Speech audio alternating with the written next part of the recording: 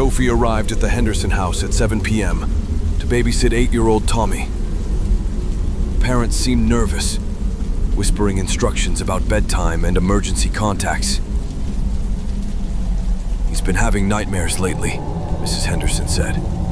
"Just ignore any strange stories."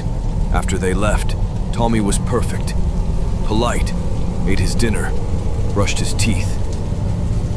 At bedtime, he said quietly, "Sophie, there's a man in my closet who watches me sleep." Sophie checked, empty except for clothes. "See, no one there. He hides when adults look, but he showed me pictures on his phone. Bad pictures. He says if I tell anyone, he'll hurt Mommy and Daddy." Sophie's blood turned cold. She knelt down. "Tommy, has this man touched you?" "He makes me touch him. Says it's our secret game.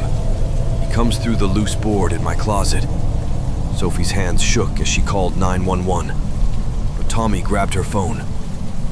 "You can't tell. He'll know. He has cameras in the house." "What cameras, sweetie?" "The teddy bear by my bed. The smoke detector in the hallway. He watches everything." Sophie looked around with new eyes. The bear's button eyes seemed too reflective. The smoke detector's light blinked red. Her skin crawled. "Tommy, how long has this been happening?" "Since we moved here 6 months ago. The man knew we were coming. He knew my name, my favorite color, everything." Sophie realized with horror this wasn't random. Someone had been planning this, watching the family, preparing. "Does he come every night?" "When Mommy and Daddy aren't home, he has keys to all the locks." Sophie heard a car door slam outside. Too early for the parents. Tommy went white. "He's here. He always knows when they leave." Footsteps on the porch, keys jingling. Sophie grabbed Tommy and her phone, rushing to the bathroom. She locked the door and dialed 911 again. "This is Sophie Martinez babysitting at 47 Maple Street. There's an intruder with keys attempting to enter. Child in immediate danger." Heavy footsteps in the hallway. "Sophie?" A man's voice, calm and friendly. "I'm Tommy's uncle. His parents sent me to check on things." Tommy shook his head frantically. The doorknob turned. Sophie held her breath. Then she heard the most chilling sound. Mrs. Henderson's voice downstairs. "Hello, darling. How's our boy tonight?" Sophie's heart stopped. The parents were supposed to be at dinner until 11 p.m. Unless... "Sophie!" The man's voice again. "Right outside the bathroom. We know you're in there. We know what Tommy told you." The horrible truth crashed over her. The parents knew. They were part of it. The nervous instructions, the warnings about Tommy's stories. They'd hired her specifically because she was young,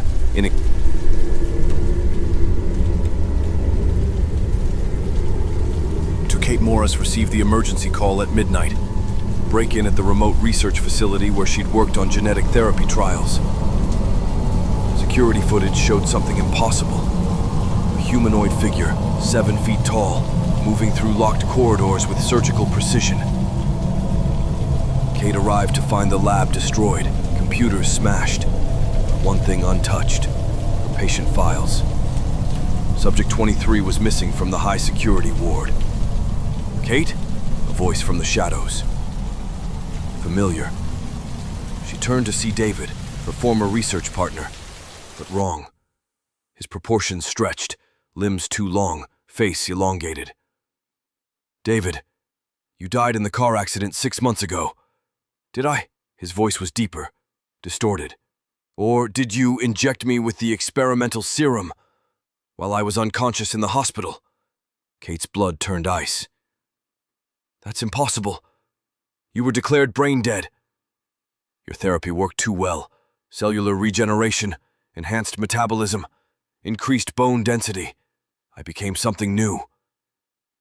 The horrifying truth crashed over her. The miracle cure she developed didn't just heal damaged tissue. It rewrote human biology entirely. The other subjects, David, where are they? Free, like me. We remember everything, Kate. Every injection, every lie about standard treatment. Behind him, more figures emerged from the darkness. Former patients, all transformed, all bearing the same surgical scars from her procedures. You told our families we died from our injuries, but we were your experiments. We were trying to save lives. By turning us into monsters. Look at me, Kate. Really look. In the emergency lighting, she saw the truth. David's eyes held intelligence, pain, humanity. Not a monster, a victim. The government funded your research, didn't they? Super soldiers disguised as medical trials. I didn't know. You suspected. The military oversight, the classified protocols, the NDAs. You knew. Kate backed toward the exit, but found her path blocked by Subject 19. Maria, the young mother with cancer. Now 8 feet tall, her medical gown hanging in tatters. Please, I can fix this. Reverse the process. Too late. We're past human now, but we remember who we were. What do you want? Justice. The world needs to know what you did here. They'll kill you all if this gets out. We're already dead, Kate. You made sure of that. David stepped closer, his transformed features somehow still showing the man she'd once loved. But first, you need to understand what we've become. What you've become. Kate looked down at her hands. The skin was pale, stretched. When had she last eaten?